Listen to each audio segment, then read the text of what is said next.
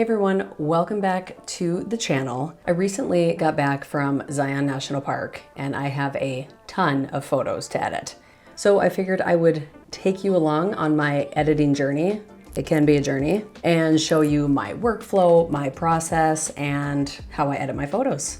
So in this video, I will go through how I organize my Lightroom session, how I edit my photos, my culling process, how I back them up after I am finished editing them, and any other goodies that fall in between those categories. What this video is not going to be is a full-on Lightroom tutorial.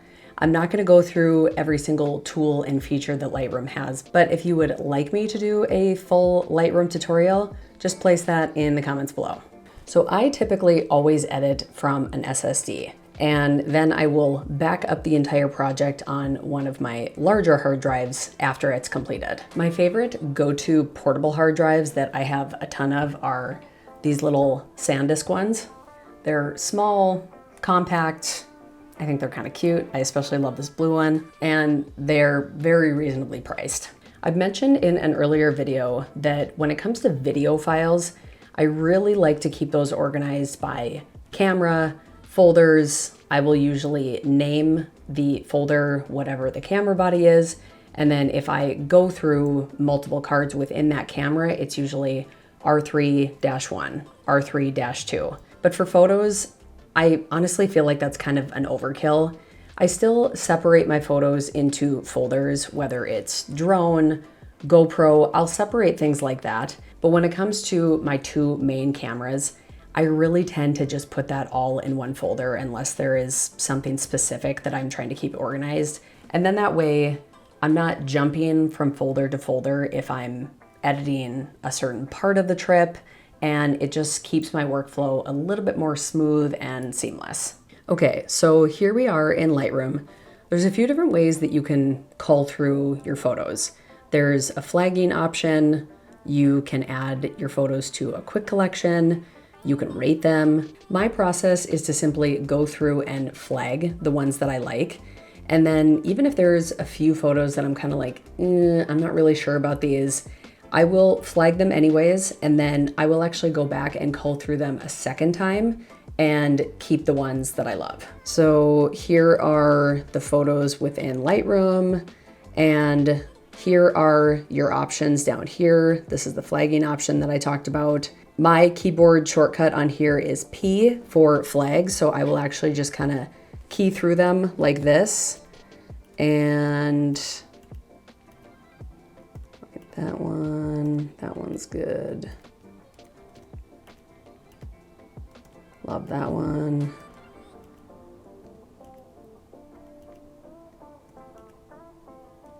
See, this is a good example. I like that one better.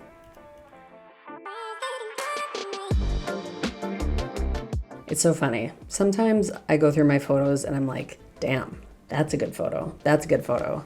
And then there's a few that I'm just like, what the fuck was I doing? So once I'm done culling through all of the photos, I will actually go down here to this drop-down menu and go to flagged. So I will then go through them a second time and narrow it down from there. I don't use the rating tool every single time I cull through the images, but let's just say, for example, that I was gonna send a preview gallery of my top 10 photos from this trip. Then what I would do is I would use the rating tool, and I would go through and essentially pick out my favorites. And like I know that I really, really like this one. So what I would do is rate this 5 stars.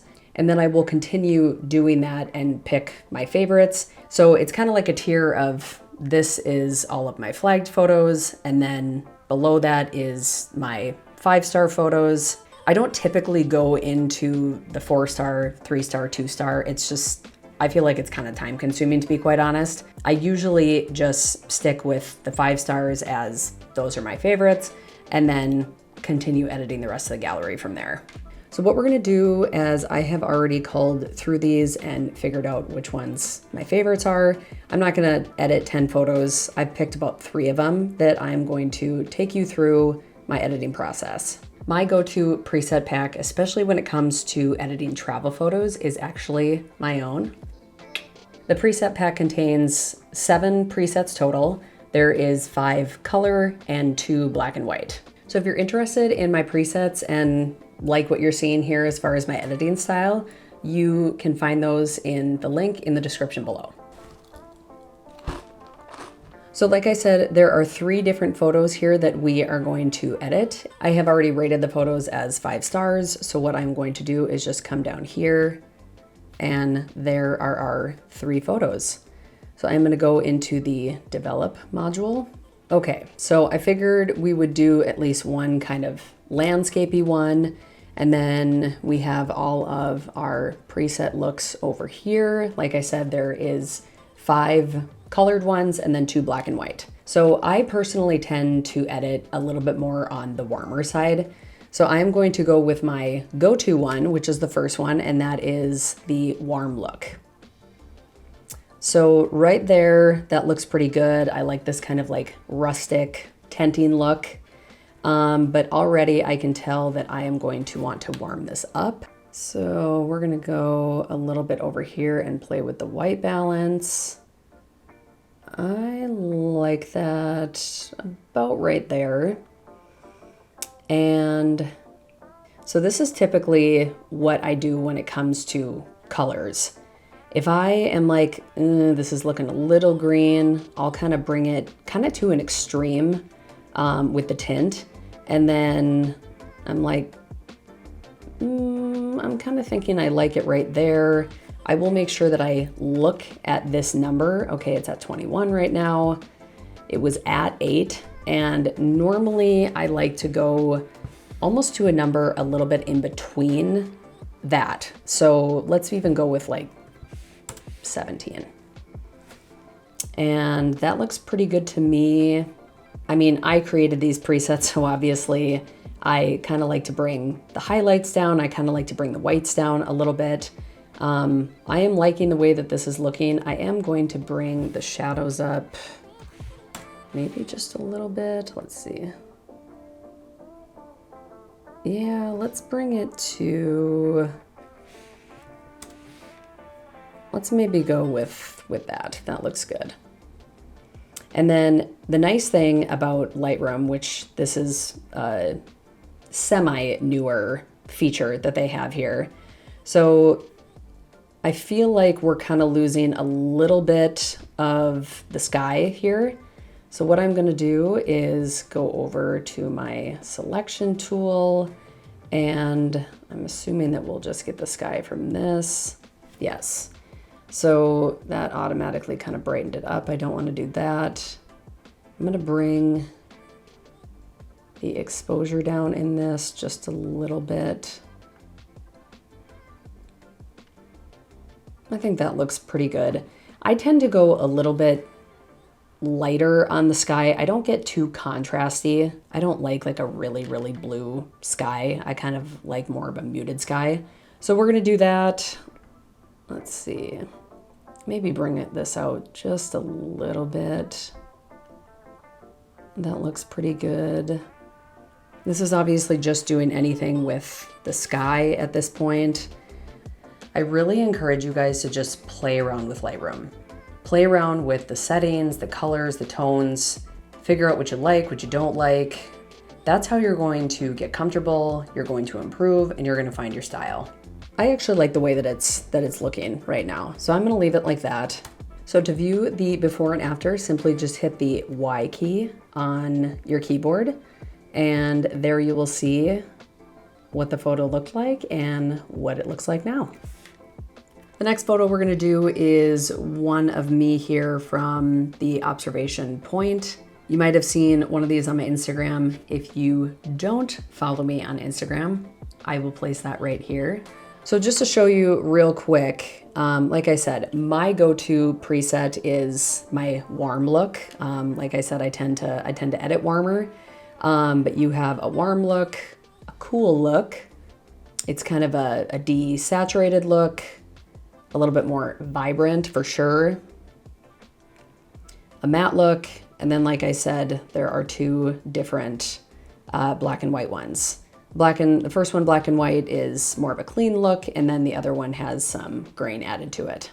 So for this one, again, being a little bit more on the warmer side, we are gonna go like this. And honestly, even like that, I like that. I feel like we could add a little bit more detail up in here so that we're not losing some of these mountains in the background. I feel like I look a little orange, but I like how all of this is looking. So what I would do is, again, go up to my masking tool here, and then again, one of their newer features, this isn't too new, but is to just select the subject. So what we can do is you can actually go down to, obviously I am the only person in this photo, but we could select my entire body, or it does have this nice little feature that you can select just certain parts of me. So I probably would do, my face isn't too orangey. I feel like my legs are kind of looking a little orange, but what I'm gonna do is we're just gonna go body. We will do facial skin, and then don't need hair, don't need teeth. Okay, so we are going to create the mask. This is just automatically brightening it up, but we are not going to do that. I'm gonna bring that back down to 0. And let's see if I make myself a little cooler here.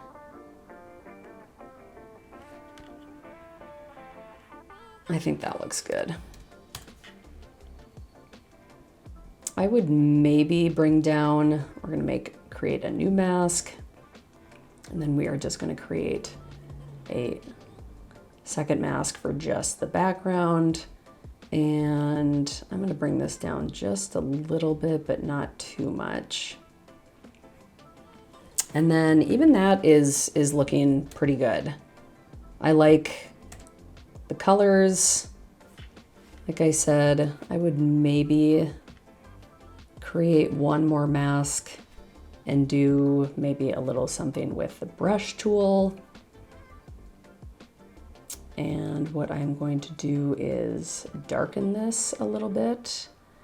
And I would just go like this and kind of bring in a little bit more of these mountains in the background. But otherwise, I think even right there, I'm happy with that. I think it looks good. The colors are good. Like I said, I'm not a huge fan of too blue of a sky, so I think this coloring looks good.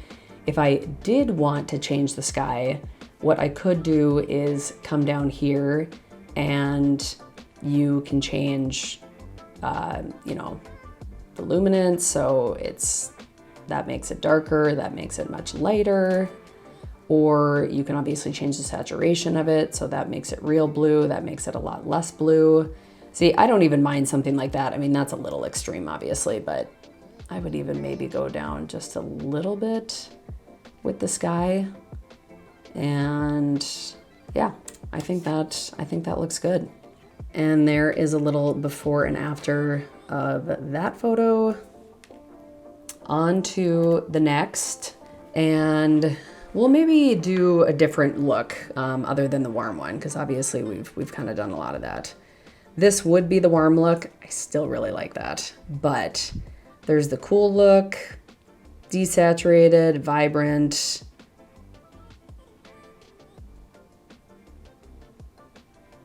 We're gonna go with the cool look on this one.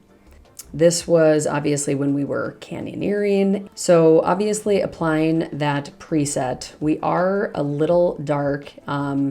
And then obviously I would probably want to get rid of this person. So what I'm gonna do first is I actually am going to crop this in a little bit. And I kind of like him off to the side a little bit, not necessarily being center, because I like this rope here that we got. So I think that looks good. And what we are going to do is first start with maybe brightening it up just a little bit. Let's play with some of these. I 53. I'm gonna bring this up to about there as far as the temperature goes. And then I think, well, let's bring that up a little bit. I was at 12. Let's bring this to like a 17 or so. And then what we are going to do is to use our little remove tool here. And Lightroom has definitely gotten better with being able to remove objects. But if it is a bit more of a complicated one, I will typically bring that into Photoshop and then edit it from there. But this one shouldn't be, this one should be fairly easy. I'm kind of gonna line that up. Let's see. Yeah, that looks pretty good.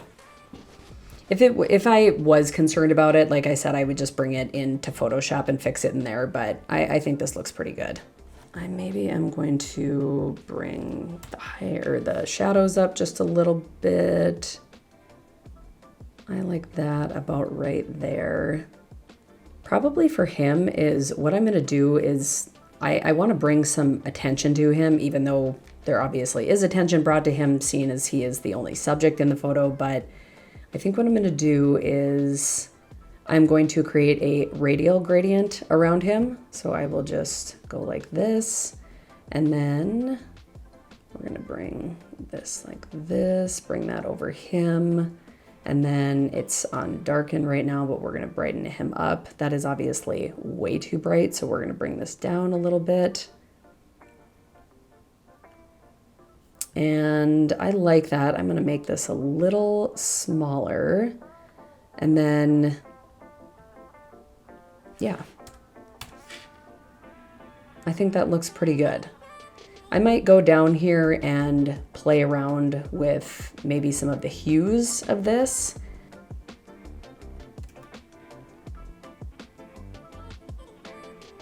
I would maybe bring it a little bit more into the orange category. So I think I'm gonna maybe bring this down to like a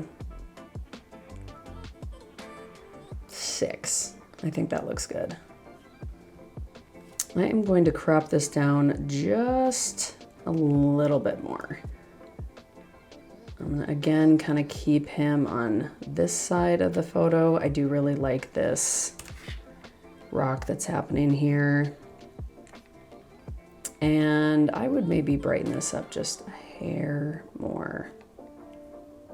But I like the way that looks. Again, hit Y on our keyboard to see the before and after, and I think that looks pretty good. So that is kind of my editing workflow, applying the preset and then making adjustments from there. The presets aren't too extreme. It's really meant to just kind of be a base layer, and then you can make your adjustments from there to fit your style, look, and vibe. So now let's export these. I am going to hit Shift on my keyboard. I've already got this one selected, and hit Shift, and that'll select all of them. We are going to go to Export. And what I am gonna do is, just for the sake of this video, I will just put them on my desktop, but this is where you would choose where you want the photos to go to. Especially for something like this, if it's not something specific and I'm just gonna upload all of these onto a gallery, I typically do just leave the file name as whatever it was imported as. But if you wanted to, you could customize it with the original file number, customize it with a sequence. You could use the date, whatever your preference is. And then we're going to go down to this. The image format is going to be a JPEG. Again, these are mostly just going to go online. I am sending them to the guys for them to be able to post to their Instagrams or whatever it may be. And then my quality is set to 100. That might be a little overkill, but that's what I use. So, and then all we are going to do is hit export, and our 3 finished photos will be on our desktop. So that is my Lightroom editing workflow when it comes to travel photos specifically. If you want to see any other of my Lightroom workflows, if you want just an overall Lightroom tutorial on how to use the tools and features of Lightroom, let me know in the comments below. Thank you so much for being here, and I will see you in the next video.